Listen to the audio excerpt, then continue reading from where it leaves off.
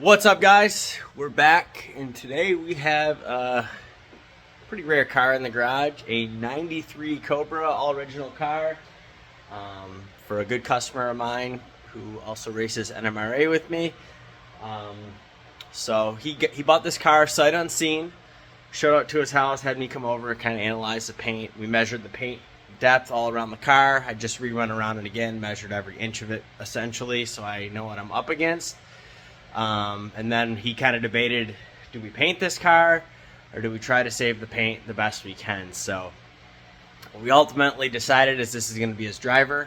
So we are just going to try to save this paint the best we can. And it is going to be a major project. I'll walk around the car here with you guys and show you all the stuff we're up against. And every once in a while, I'll take on a car like this just because I like the challenge.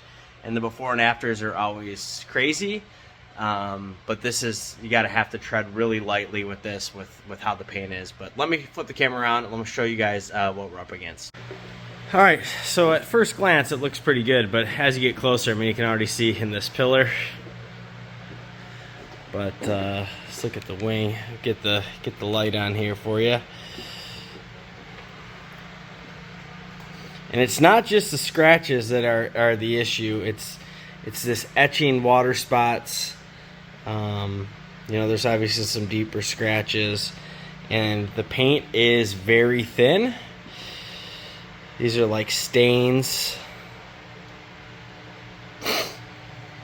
And there's the roof has like a tape line. You can see it up here if you look into my light. Right there. See that line right there? Someone put a piece of tape across this roof at some point, and then it's got overspray all over it. So hopefully you can see that right where my light is, that tape line. But the biggest thing that we really got to look out for, in my opinion, is this hood has a lot of clear coat cracking. So if you look at all these little vertical, or I shouldn't say vertical, just all these little cracks, the brighter white cracks, those brighter white cracks are the clear coat actually cracking. So you're gonna have to come up with a plan up here in the hood. Probably just go after it because there is so much stuff here. And there's a lot of staining. Most of you that detail cars know what this is from. This is bird shit that has sat on the car and it has etched the clear coat. You guys get the idea. There's also a couple scary spots up here in the bumper where someone has obviously ran a rotary polisher and sat it on these corners and burned through in numerous spots with the rotary. So we gotta have to be real careful there. Bunch of gnarly scratches right here. A couple other things on this side. Big deep scratch running down the driver's side door. God, this thing is so scratched up. What I get myself into, boys? Come on.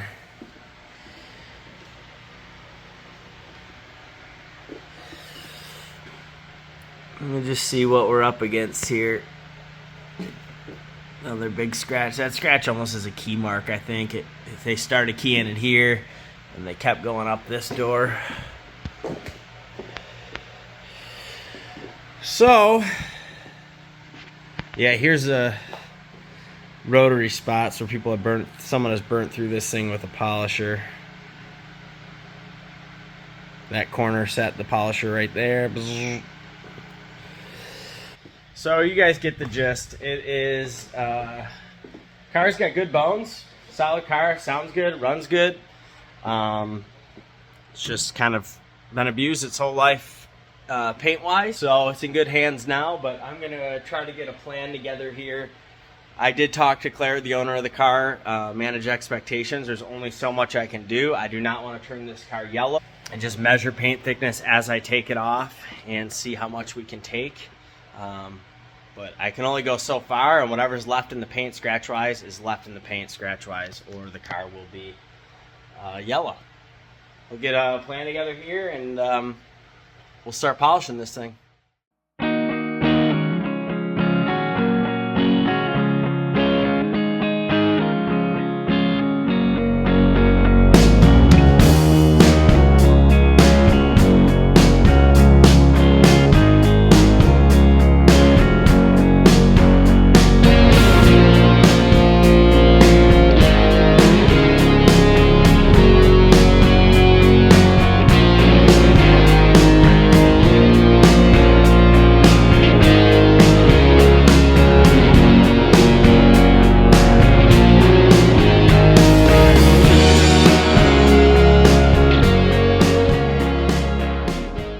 Alright guys, so you saw there I cut the roof,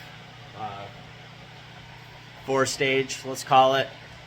So what happens when there's this much dead paint on a car, this is why a lot of detail shops don't want to touch stuff like this. One, you got to tread really soft. B, the consequences of messing up are huge.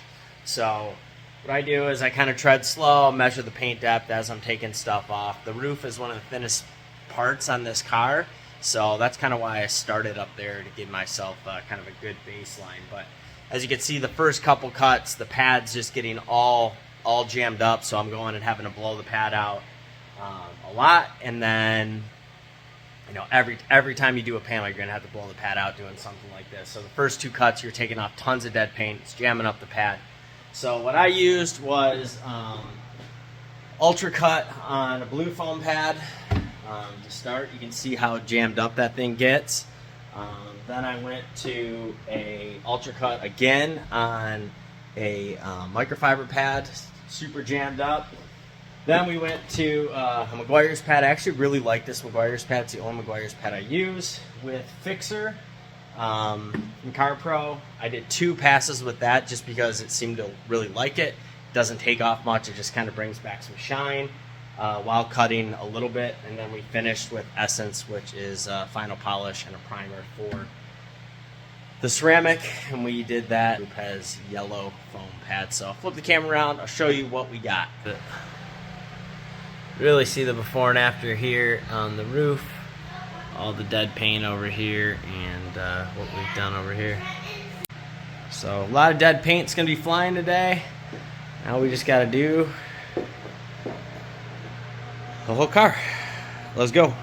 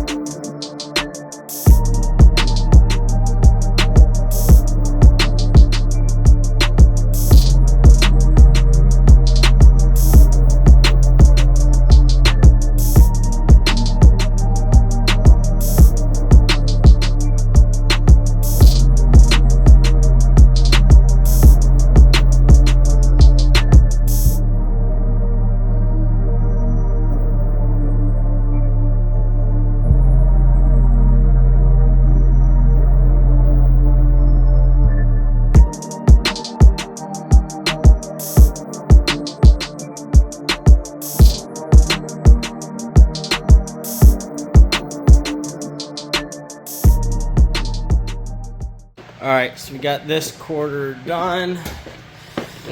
Pretty happy with how it looks. You gotta remember where we started with this paint, guys. Overall, from well, you guys saw what this fender looked like before we started, but you'll see little flecks popping up as I scroll. There's a couple scratches here I cannot get out, but the owner is well aware of how we started and kind of what the end goal is here. But for how it started, you got to remember the paint all looked like this before we started. Big difference from that to this. So yeah, we got half the roof done and 1/4 panel done in just about 2 hours. How we're looking now, quite a bit better. All right, back to work.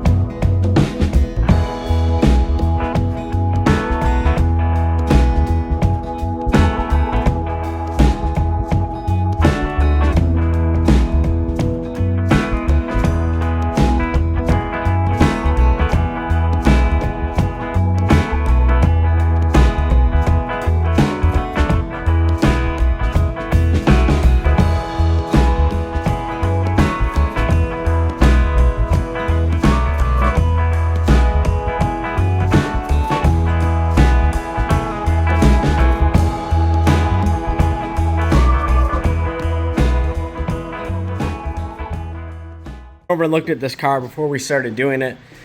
The one thing I noticed is, I showed you before we started the video, but the clear coats on the hood is just totally failing. It's got all these cracks in it, and I made sure the customer knew that once we start polishing this and taking off this layer of dead paint and fallout, all this haze that's on top of the clear coat, those scratches are going to be more pronounced. Not scratches, but cracks, because everything that's hiding them is gone. So this half of the hood is done as far as I feel comfortable cutting it.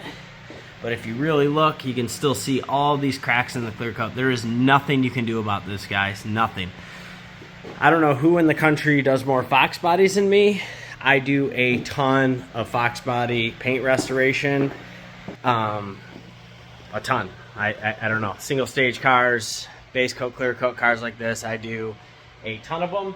And I have seen the clear crack in these hoods just like this, usually on the roof too, and you can see it is cracking on the roof as well. It's just something that happens on these early base coat, clear coat cars.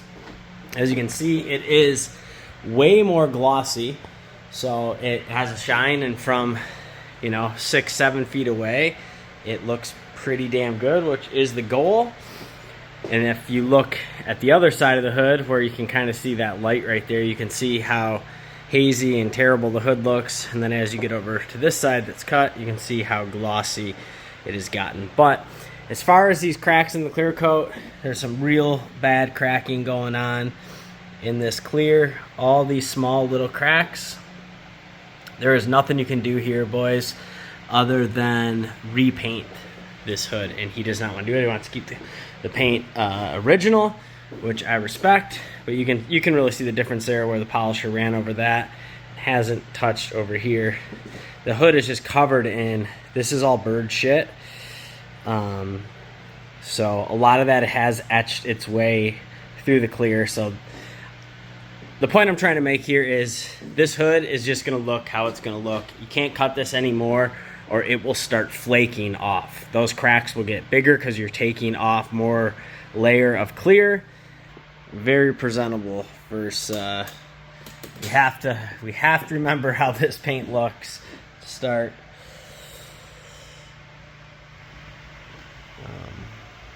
Yeah, you gotta know when to stop, and this is when we're gonna stop. The rest of the car is coming out really nice. The roof, the hood, this gets the most direct sunlight, so that seems to be why this stuff always cracks first. Looking way better. Alright, it's late. I'm gonna call it for the night.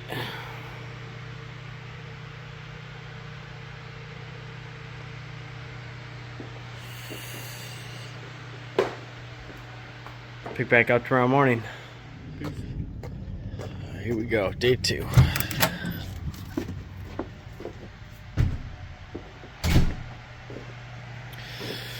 So, gotta finish polishing all the back today.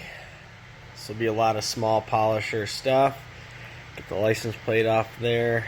And then I still gotta devise a plan to polish under here.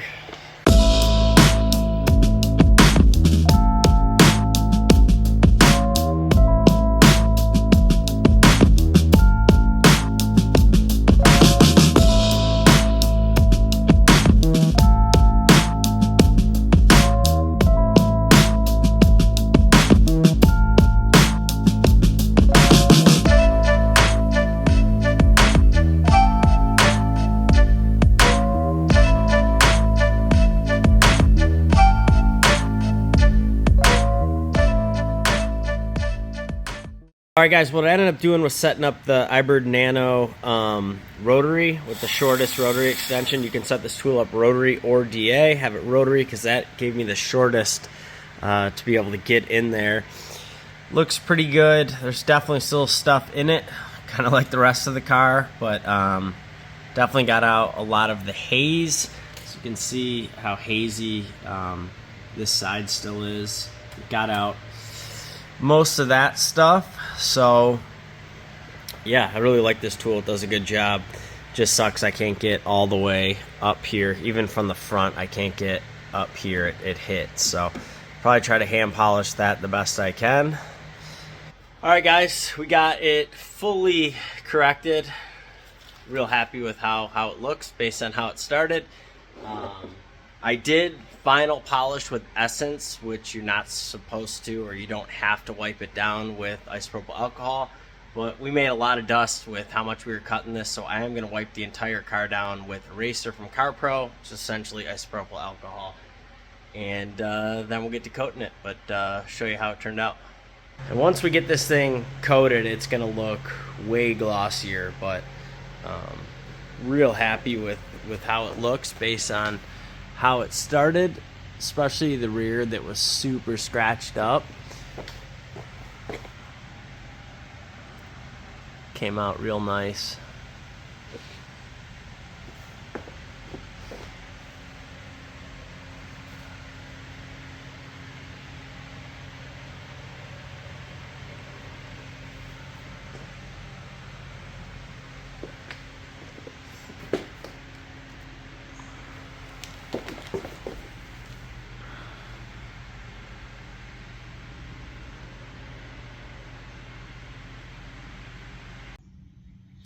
Alright, got the car all wiped off, and we're going to start coating it. We are using Expel Fusion Plus Premium.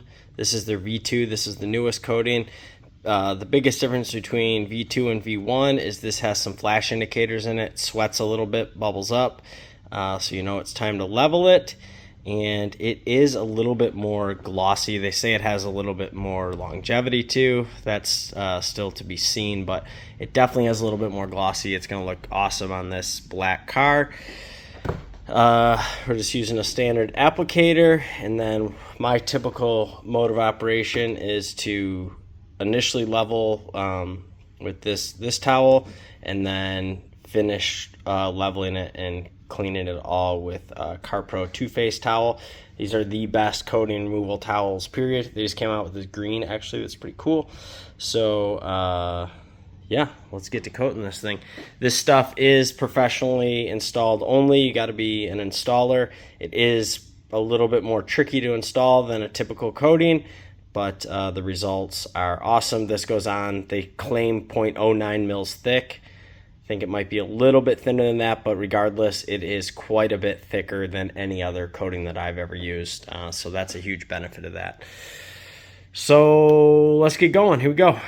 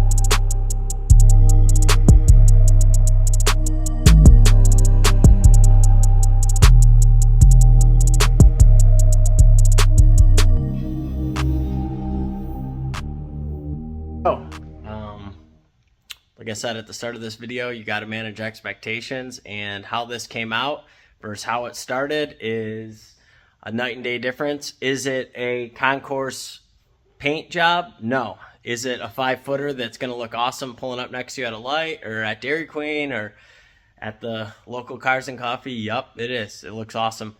And once this coating cures, it will get a little bit glossier as it goes. So kind of a fun one. Figured I'd bring you guys along from my day job here. So if you like this kind of content, please subscribe to the channel.